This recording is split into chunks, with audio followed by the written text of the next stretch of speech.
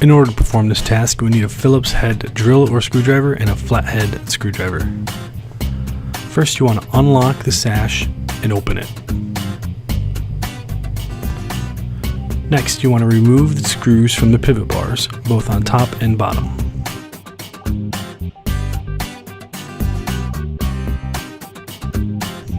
Next, press down on the pivot bar on the top and up on the pivot bar on the bottom to remove the pivot bar pins. Once they're removed, go ahead and push the shoes back. This will prevent them from locking in place when you're trying to tilt the window out. Make sure you have good grip on the sash and tilt the window, removing both the top and the bottom.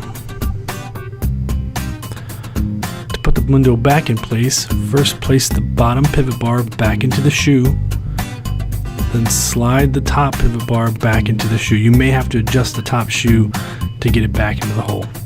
Tilt it back into place. Make sure that the shoe is in the back position. This will allow you to slip the pin in the bottom and in the top much easier. You may need to use a screwdriver to fully engage those pins into the shoe.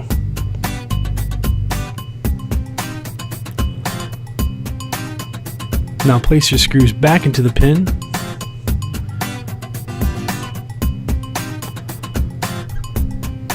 And go ahead and close the window and lock it up after you're finished.